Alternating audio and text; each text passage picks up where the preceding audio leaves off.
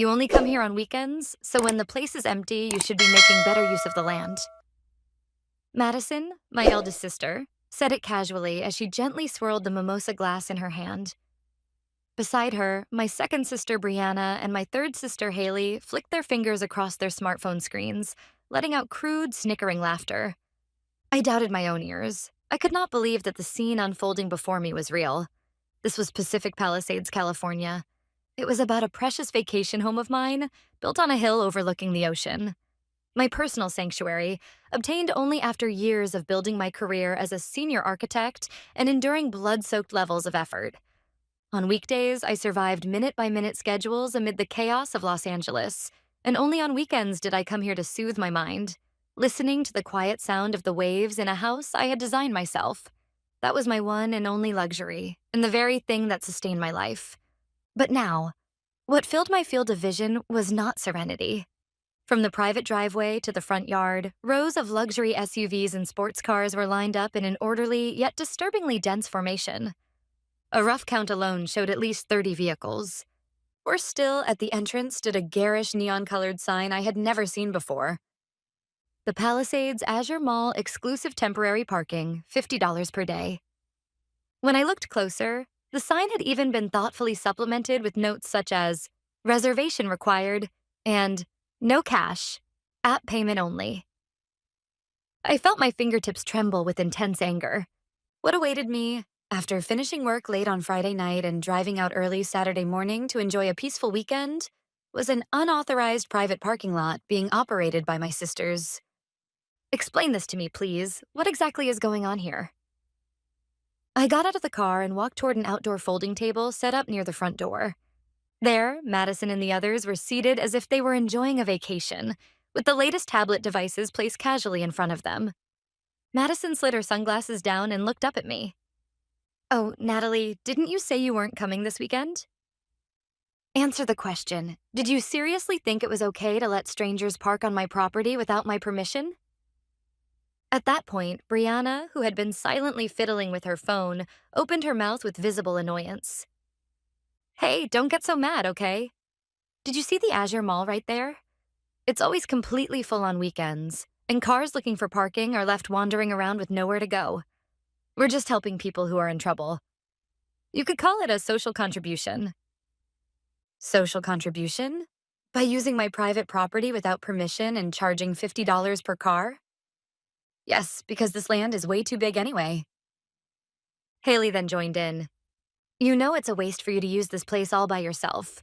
This business has been booming for the past month. The wealthy people who come to the mall think $50 is pocket change. Thanks to that, we haven't had to worry about our living expenses this month. Their words made me feel dizzy. A month. In other words, they had taken advantage of the several weeks when I was buried in work and unable to come to the house, and had been repeating this criminal act the entire time. Make every single car leave immediately and take down the sign. This is trespassing and an unauthorized business. From this very moment on, do not let a single person step onto my property.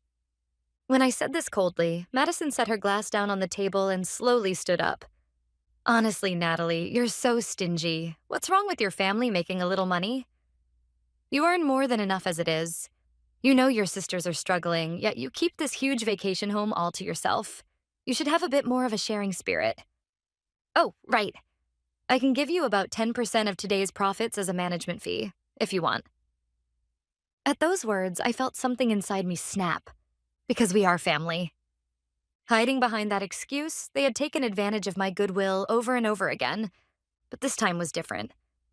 This went far beyond simple selfishness and crossed into clear betrayal and outright crime.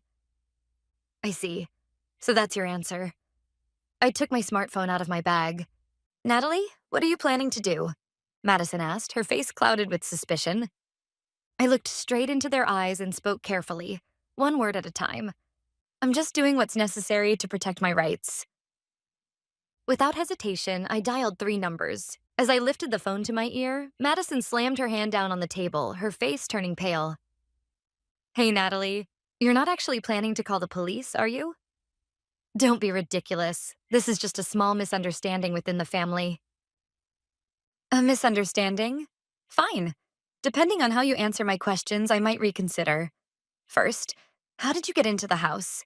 I was supposed to be the only one with access to the keys. I was thinking of the electronic lock on the front door and the physical spare key I had hidden as a backup. I had never given the passcode for the electronic lock to anyone. Then Brianna, her eyes darting around, muttered a reluctant confession. It was 6 months ago at that funeral. Grandma passed away, and we all gathered at the family home, remember? Your bag was sitting in the living room, so we just borrowed it for a moment and had a spare key made at a nearby shop. That was the day I lost my beloved grandmother and was consumed by deep grief. During that sacred time when I trusted my family without even a hint of doubt, they had gone through my bag, stolen my key, and made copies of it. The sheer despicableness of the act made me feel nauseous. Mom said it too, that you might need help in an emergency, so we thought it would be good to have it just in case something happened. Haley added, as if trying to justify herself. But isn't it a waste to just keep it without ever using it? About 6 months ago, when the three of us came shopping at the Azure Mall, the parking lot had a 3-hour wait. That's when Madison came up with a truly brilliant idea. Madison spoke with her chin lifted slightly, a hint of pride showing as if she were revealing a secret. That's right. The mall parking charges $20 per hour after the first 2 hours for each car. But your vacation home's yard is only a 5-minute walk from the mall. If we stand here with a sign, people are more than happy to pay. We started with just a few cars at first, but word spread too quickly. And now we're even using a dedicated reservation app. We recovered the cost of making the sign in just 3 days. The more I listened to them, the more I shuddered at the sheer level of planning involved and their complete lack of respect for me. They saw this place, which I had built with my own blood, sweat, and devotion, as nothing more than a free business base. The lawn had been trampled by heavy tires, and oil stains marred the beautiful stone pavement. They could never imagine how many meetings I had held with professional landscapers just to preserve the scenery of this garden. That's enough. This is pointless. Suppressing the tremor in my voice, I spoke to the operator on the other end of the phone. This is an emergency. Multiple individuals are trespassing on my property and conducting unauthorized commercial activity. Yes, I am the owner. The trespassers are my relatives, but I have given no permission whatsoever and am demanding their immediate removal. Yes, more than 30 vehicles are illegally parked on the premises. Hey, stop it! Madison tried to grab my arm, but I sharply shook her off. Don't touch me. Have you ever once thought about what it means to me to protect this house? Do you have any idea how I worked 60 hours a week, caught between my bosses and my clients, and how much responsibility I carried to obtain this place? You trampled all of that for your own spending money. This isn't just about money. This is a violation of my dignity and my safety. For a brief moment, my sisters seemed intimidated by the cold, unyielding expression they had never seen on my face before. But Madison quickly raised her voice again, now shrill and hysterical. Dignity? You're so uptight, Natalie. You have plenty of money, so why can't you just let this slide? Is it really such a grave sin for us to use unused land to earn a little extra income? Do you have any idea what Mom and Dad will say if you call the police? What Mom and Dad think has nothing to do with me right now. I will protect my property in accordance with the law, that's all. And now, show me that tablet. All records of illegally obtained profits will be submitted as evidence. Don't be ridiculous. Brianna hid the tablet behind her back. This is the result of our hard work. If you want it back, then sue us. Yes, that's exactly what I intend to do. At that moment, the sound of sirens could be heard in the distance. Carried by the sea breeze, the sound grew steadily louder, as if pushing my resolve forward. One patrol car, then another, turned into my private driveway. Red and blue lights cast an eerie glow over the ugly pink sign my sisters had set up. The 2 police officers who stepped out of the cars looked back and forth between the long line of vehicles, my sisters standing there in shock, and me standing firm, trying to grasp the situation. Are you the one who made the call? One of the officers asked me. I took a deep breath, regained my composure, and answered clearly. Yes, my name is Natalie, and I am the sole owner of this property. The 3 women here entered without my permission and are operating an illegal parking business on my land. Please remove them immediately and take the appropriate legal action. Could you explain exactly what is going on here? Just as I was about to speak, Madison cut in and shouted, "Officer, please calm down. This is just a family squabble. I'm the homeowner's sister, and we were only preparing for a small party. My sister tends to exaggerate and panic over nothing. I mean, we're family. There's no way this could be trespassing, right?" Madison tried to talk her way out using one of the charming lies she had relied on countless times throughout her life. She knew very well that police officers are often reluctant to intervene in family disputes. Brianna and Haley hurriedly chimed in as well. "That's right. Our sister said she was coming this weekend, so we just invited a bunch of friends as a surprise. All these cars belong to our friends. That sign? It's just a joke. We didn't take a single dollar from anyone." I cut through their performance with a cold stare. "May I have a moment?" I had already anticipated exactly what they would say. When I pulled a folder out of my bag, my sister's faces visibly stiffened. Inside that folder were not only copies of the property deed, but also detailed records covering the past month. First, ownership of this house belongs to me 100%. They do not reside here and have no right to enter without my permission. And this is the evidence of what they are calling a joke.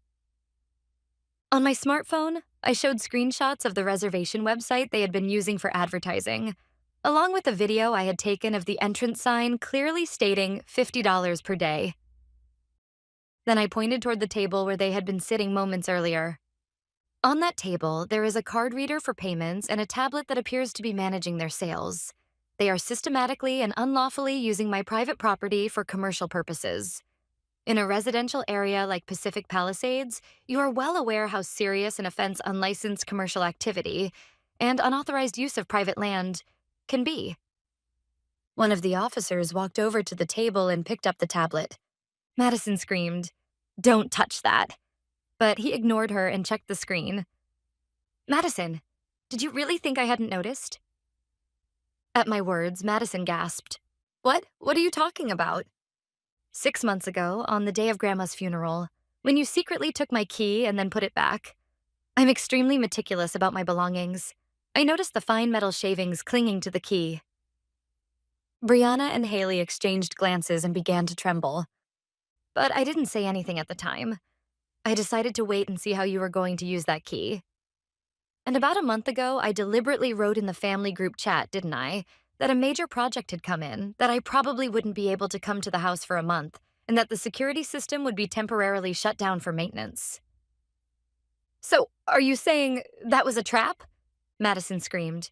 "Yes, you acted exactly as I expected. For the past month, I've been remotely checking all the footage from the hidden cameras I installed in the garden. When you ordered the sign, when you started collecting parking fees, who handled reception, and how much profit you made each day, all of it is saved right here on this smartphone and in the cloud." I held up the screen of my smartphone. On it were clear, date-stamped videos lined up, showing my sisters cheerfully taking cash from customers and prompting them to pay through an app. I could see the color drain from their faces all at once. The confidence of believing, our sister will forgive us in the end, finally collapsing. Officers, this was intentional. They built this business systematically, fully convinced that I would not come here. Everything is documented: where they placed the sign, how they attracted customers through social media, and the complete record up until my arrival today. This is not a momentary trespass, but a continuous, profit-driven criminal act carried out over an entire month. One of the officers looked visibly surprised and fixed his gaze sharply on my sisters again. "I see. So this was premeditated. Are you still going to insist this was just a family party?" Madison's face turned ashen, a mix of anger, humiliation, and fear. "Natalie, please stop this. What do you think you're doing, showing all this to the police? Are you really saying you're okay with your sisters going to jail?" I glanced at her briefly, then spoke calmly to the officers. "This involves trespassing, theft of a key, and organized unauthorized commercial activity. As the owner, I am formally pressing charges against them. I will make no compromises." The moment those words left my mouth, the air at the scene froze. "Wait, Natalie, you're serious?" Madison began to cry and scream. "It's just a parking lot. No one got hurt and we didn't destroy the house. Why would someone with money like you turn your poor sisters over to the police instead of helping them?" "You're a devil, a cold-hearted person." No one got hurt? Don't make me laugh. I stepped forward and confronted her. What if a fire had broken out because of these illegally parked cars? What if a mall customer had been injured on my property? I would have been fully responsible. My career, this house, everything could have been lost because of your shallow little business. You turned my life into a gambling chip. Don't sully that with words like helping each other. After reviewing the evidence I presented and hearing my sister's near confessional protest, the officers seemed to conclude that this was no longer a simple civil matter. We understand the situation. On suspicion of organized trespassing, unauthorized commercial activity, and theft, you will all be required to come with us to the station. The moment the officer pulled a pair of handcuffs from his belt, Brianna and Haley collapsed onto the ground and began to cry, while Madison started thrashing around wildly as if she had lost her mind. Let go of me. Don't touch me. Natalie, cancel this right now. I'm telling Dad about this. I'll ruin your life. Neighbors who heard the commotion came outside to see what was happening. In the once quiet seaside residential area, my sister's filthy screams and the crackle of police radio transmissions echoed loudly. I simply stared coldly at the three of them as they were handcuffed and shoved into the back seats of the patrol cars. Miss Natalie, we'll need a detailed statement from you later at the station. We will also be confiscating the tablet and the sign as evidence from the scene. I nodded deeply. After the patrol cars drove away, all that remained in the now silent private driveway were 30 parked cars and a trampled lawn. But my battle was only just beginning. I contacted the towing company I had arranged in advance. Yes, the police investigation at the scene is finished. There are 33 illegally parked vehicles. Please tow all of them.